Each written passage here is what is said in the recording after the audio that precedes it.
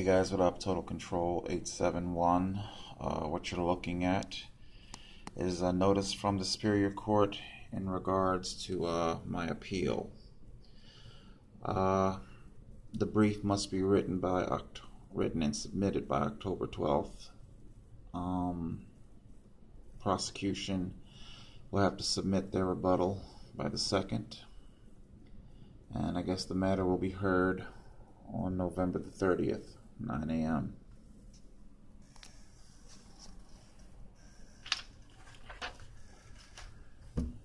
Well, no real funding came in, and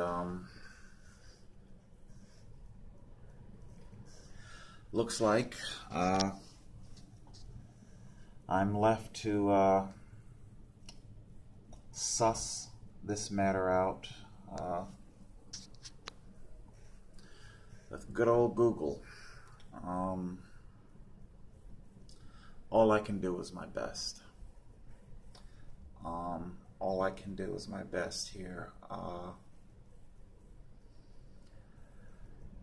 What I'm dealing with today is something that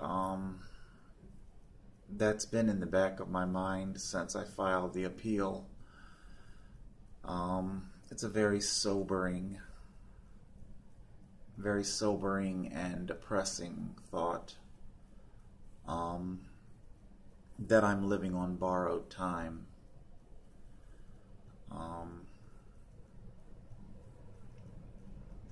As stated before, I will not pay the fines, and I will not allow them to throw me in a jail for having broken no law.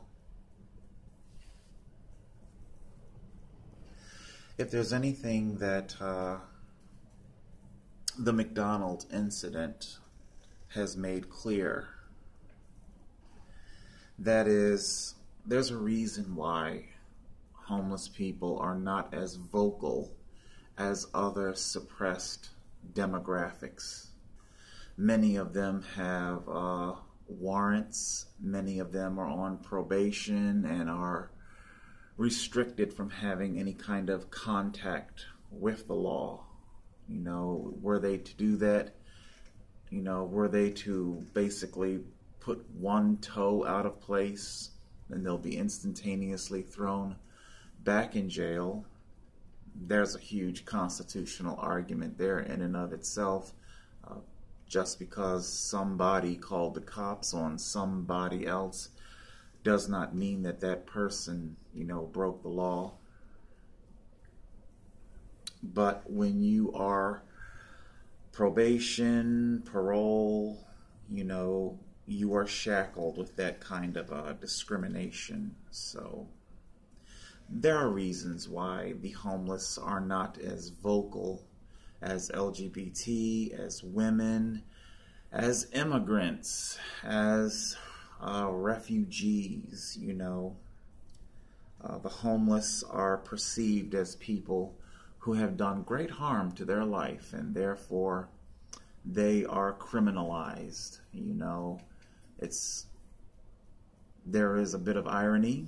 You have, you know, heroin addicts who are predominantly, or should I say, let me be correct here, because heroin addiction has exploded in the white middle class community, because heroin has had its hooks and snares in all races, all walks of life, but it's only once it became a problem in the white middle class community were actions taken, decriminalization, reclassification. This is an illness. If I'm not mistaken, billions have been allocated for the for combating the opioid crisis. You know, I'm going to say really quick on that and then move on. Donald Trump, you know, believe me, I'm no fan of Donald Trump, and I have sharp words for him. But one such bit of criticism that he came under was when he said, just don't get started on this stuff, and the liberal left went off on him and whatnot. He's right. He's right. When I was 19 years old, living in a crack house, you think cocaine wasn't put before me? You think I wasn't offered drugs? Well, give me a red dress to wear. I'll be Nancy Reagan because I just said no. It really wasn't that hard. Okay, moving on. I said all of that to say this. Were I to have charges and warrants, were I to abscond away to a different state, there is no guarantee that, whatever social injustice would befall me there, would I be threatened into silence. Somebody just hit you with their car, they are dead in the wrong. Somebody has just accosted you. Somebody who hates homeless people has just brutalized you. Would I be threatened into silence because, after all, I've got charges in New Jersey? Warrants for me out of New Jersey. So would it be that type of a life where you are threatened into silence? And no, that is not the kind of life that I want to live. I should not be forced to live that kind of a life. So I have been giving a lot of thought as of late here to, especially in the whole McDonald fallout,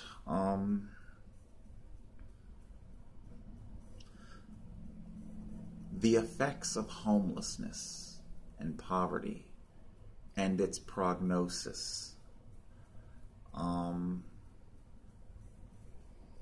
What we all saw in McDonald's was just tip of the iceberg, what the homeless have to go through. The fact that I am homeless with money to spend didn't seem to negate or change anything. I was still subject to that discrimination. In case you're wondering, I'm here in the business center where I rent. This is a storage facility and I rent here. You might be saying to yourself, well, total control. They've got power outlets and reasonably comfortable chair. Heck, they even got free coffee back there. Free coffee. How does it taste? You get what you pay for.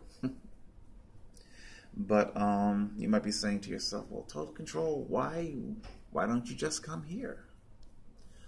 Well, what about when I get hungry or thirsty? You see, it's kind of ironic. The very reasons for why I don't come here for internet services is the very reason that I patron, emphasis on the word patron, McDonald's. While I'm there charging my devices or uploading videos and researching and figuring out how in the world I'm going to right this horrible wrong that has happened to me, from the police, how I'm going to make my life better. You get hungry and it's quite an ordeal to pack up all of your devices and whatnot. It's a lot more convenient and easy. You're right there at the restaurant. Like I said, the lobby isn't jam-packed. Nobody's being denied a seat. And I purchase the product throughout the day or throughout my time of being there. All right, moving on. So these are the effects of homelessness. I don't think I can really convey to you the scope of the depression. There is a sci-fi show out, I think, in the late 80s or something like that, 90s. It may have been The Twilight Zone reincarnated, or it may have been Tales from the Dark Side, but it had a very interesting episode where it took a very interesting take on the Invisible Man mythos. In all of the incarnations of the Invisible Man, I think Kevin Bacon in Hollow Man was the last movie made for the Invisible Man. Whether it's the Invisible Man of the 40s and 50s, those old movies, what I found so interesting is that all of these invisible men, they all go insane after a while. It's the one thing they all have in common, because people can't see them. In this particular episode of this sci-fi show, it was a future dystopia where crime was thwarted by labeling a person invisible. You weren't actually turned invisible. You were given like a type of giant hickey on your forehead, a branding. You couldn't cover it. If you put a bandana on, it would burn through and all this jazz. And if anybody, and a sentinel, a hovering sentinel, constantly followed you to make sure that no other citizen would ever even glance at you. You know, you were completely ignored. And of course, we see what happens to this man as he struggles with his invisibility, being treated as nothing, as if you do not exist. It is a type of white-knuckled centrifuge that you are thrown into. You know, you feel yourself being pulled, being ripped from sanity. You know, we hear a lot about the homeless and how they are labeled as mentally ill. There are a lot of mental illness, but the pathology, the psychopathology of that mental illness, was it mental illness that led them to homelessness, or did homelessness cause the mental illness? I can only speak for myself. I have definitely felt my mind. You know, I have felt the vicious claws of society pulling very hard at my mind, and they are trying very hard to fracture, you know, the last semblance of sanity that I have. I'm in my mid-40s. I am looking at decades, you know, presuming if I live to my 80s or 90s.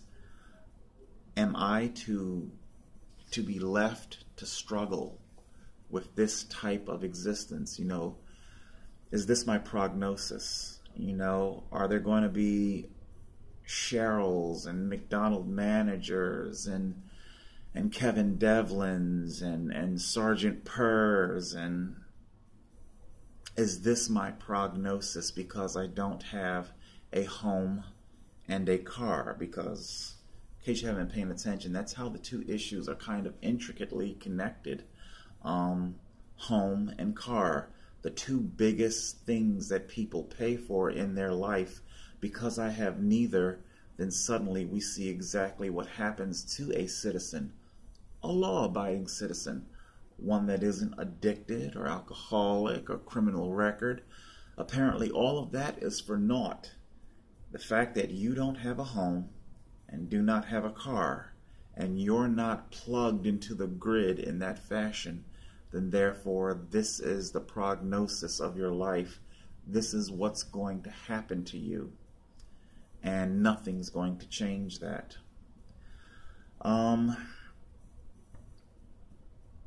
Will it get better? Will things change? I don't know.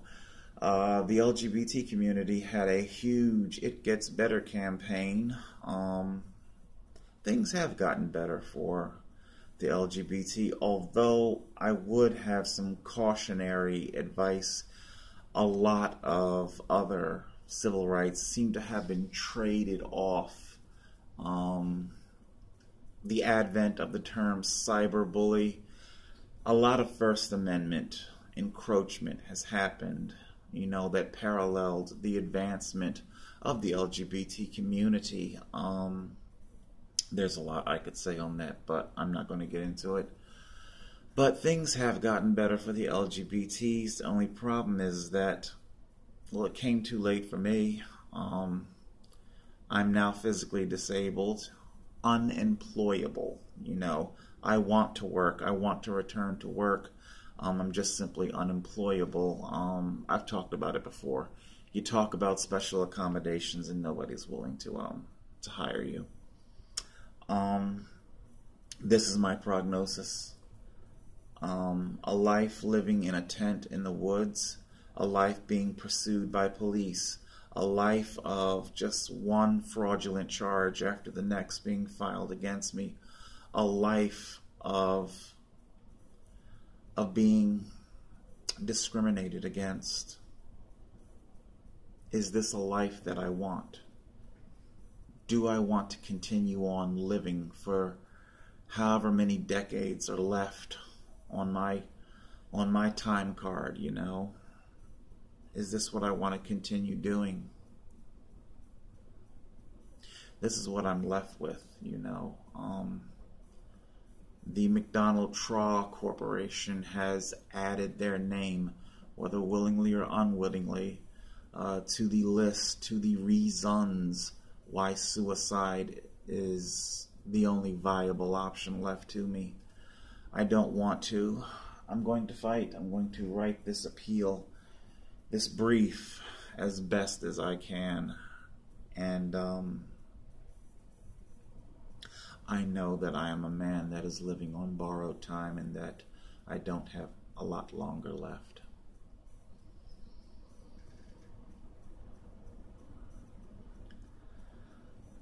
I don't know, I guess I allowed myself to get distracted with all that happy cycling. And now, of course, it's back to life, right? Alright, guys, that's it for now. This is what we're dealing with. Our appeals process.